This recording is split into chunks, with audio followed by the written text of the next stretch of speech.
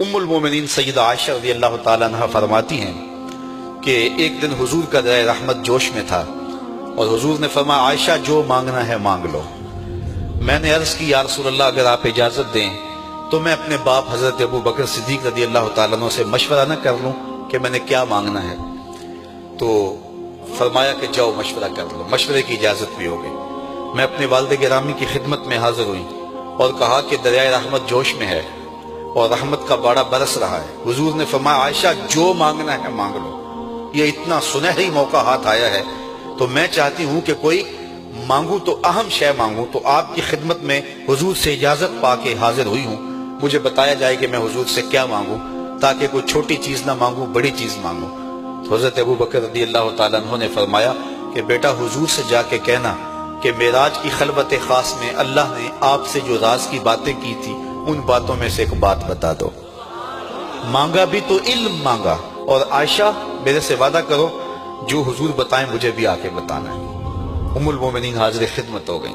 حضور نے پوچھا عائشہ مشورہ ہو گیا؟ کہا جی حضور ہو گیا۔ کہا مانگو کیا مانگتی ہو؟ کہا حضور معراج کی خلوت خاص میں جب اللہ کے حضور حاضر ہوئے رب نے آپ سے راز کی باتیں کی تو ان باتوں میں سے ایک بات بتا دیں۔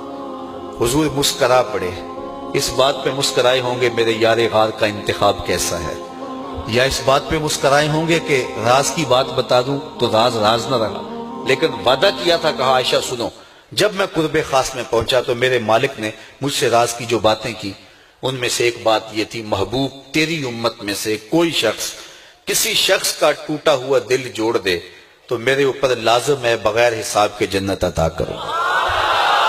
ام المومنین بہت خوش ہوئی اور اپنے والد گرامی سیدنا ابو بکر صدیق رضی اللہ تعالیٰ عنہ کے پاس آئیں اور ساری کہانی سنائی۔ بہت خوش تھی، لیکن حضرت ابو بکر صدیق رضی اللہ تعالیٰ عنہ نے سنا تو رونے لگے۔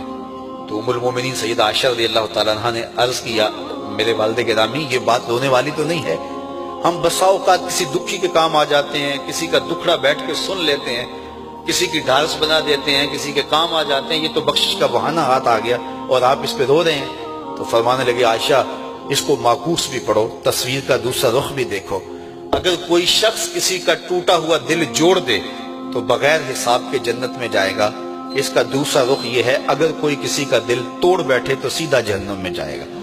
میں اس بات پہ رو رہا ہوں کہ ہم سے کسی کا دل نہ ٹوٹ گیا ہو۔ حضور نے فرمایا اللہ اس شخص کے چہرے کو تر و تازہ رکھے جس نے میرے سے کوئی حدیث سنی، پھر جیسے سنی اس کو ویسے آگے پہنچا دیا۔